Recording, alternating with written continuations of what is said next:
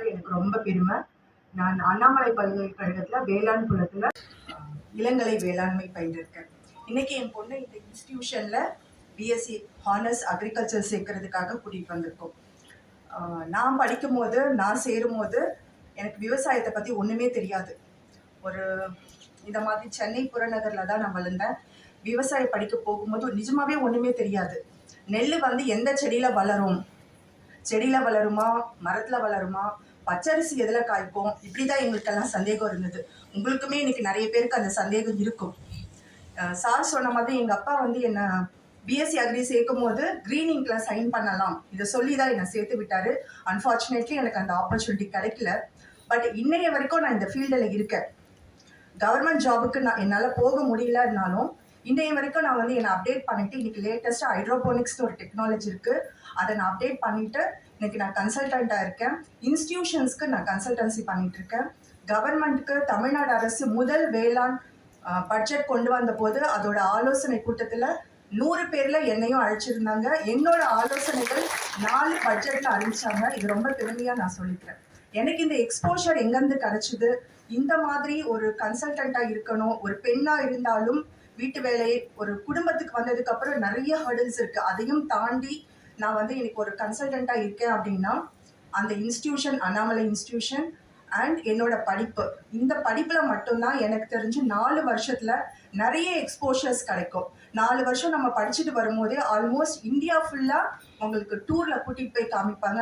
எப்பவுமே வெளியிடத்துக்கு போகும்போது அங்கே இருக்கிற கல்ச்சர், அந்த மக்கள், அங்கே இருக்கிற விஷயங்களை பார்க்கும்போது நமக்கு ஒரு வைட் நாலேஜ் கிடைக்கும். அது பின்னால் நமக்கு ரொம்ப ஹெல்ப்ஃபுல்லாக இருக்கும். படிக்கும் போது மற்ற சப்ஜெக்ட்ஸ் எல்லாமே கிளாஸ் ரூம்ஸில் படிப்பாங்க. இந்த ஒரு சப்ஜெக்டில் தான் நிறைய நேரம் நம்ம வெளியில் இருப்போம், ஃபீல்டில் இருப்போம், இல்லை எக்ஸ்டென்ஷன் சொல்லி கிராமங்களுக்கு கூட்டிகிட்டு போவாங்க, மற்ற இன்ஸ்டிடியூஷன்ஸ்க்கு கூட்டிகிட்டு போவாங்க.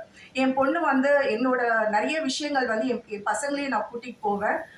நிறைய நாங்கள் சோஷியல் ஆக்டிவிட்டீஸ் பண்ணுவோம். அதில் எங்கள் பகுதியில் இருக்கக்கூடிய ஏரியை நாங்கள் தூர்வாரி இருக்கோம். இந்த மாதிரி பண்ணும்போது எங்கள் குழந்தைங்களையும் நான் கூட்டிகிட்டு போவேன். அதில் என் பொண்ணு இன்ஸ்பயர் ஆகி அவளாக சூஸ் பண்ணது தான் அக்ரி படிக்கணும்னு சொல்லி. ஸோ அக்ரி படிக்கணும் அப்படின்னு அவன் முடிவெடுத்ததுக்கப்புறம் நான் நேரடியாக சில இன்ஸ்டிடியூஷன்ஸ்லாம் போய் பார்த்தேன். அந்த மாதிரி நான் போய் பார்த்ததில் எனக்கு பெஸ்ட்டுன்னு நான் சூஸ் பண்ணது SRM அக்ரி காலேஜை நான் சூஸ் பண்ணேன்.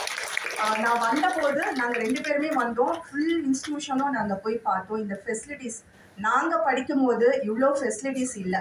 எனக்கு தெரிஞ்சு இன்னை வரைக்கும் நான் படித்த இன்ஸ்டிடியூஷன்லேயும் இல்லை.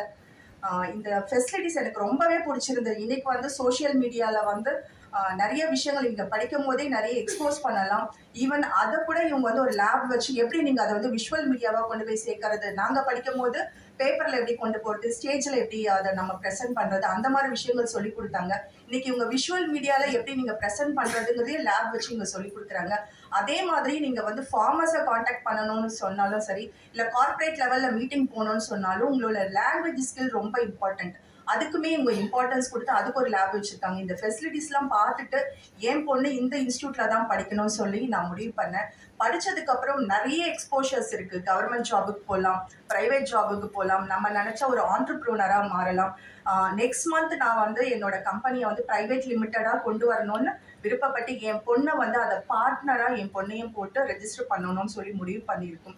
ஸோ இந்த மாதிரி நிறைய ஆப்பர்ச்சுனிட்டிஸ் இந்த கோர்ஸில் இருக்குது. ஸோ நீங்கள் எல்லாருமே எதிர்காலத்தில் ஒரு சயின்டிஸ்டாவோ, ஒரு ஆண்டர்ப்ரூனராவோ, ஒரு ஜாப் சீக்கராவோ, அது மாதிரி நிறைய ஹையர் ஆஃபீஸஸ் கவர்மெண்ட்டில் சார் சொன்ன மாதிரி சைலேந்திர பாபு சார், தென் நம்ம இறையன்பு IAS சார், இந்த மாதிரி நிறைய பேர் கவர்மெண்ட் ஜாப்ஸில் இருந்திருக்காங்க. அந்த மாதிரி நிறைய ஆப்பர்ச்சுனிட்டிஸ் இருக்குது. நீங்கள் எல்லாம் வெற்றிகரமாக இந்த கோர்ஸை முடித்து பல்வேறு துறையில் சாதனையாளர்களாக இருக்கணும்னு சொல்லி வாழ்த்துக்கிறேன். நன்றி.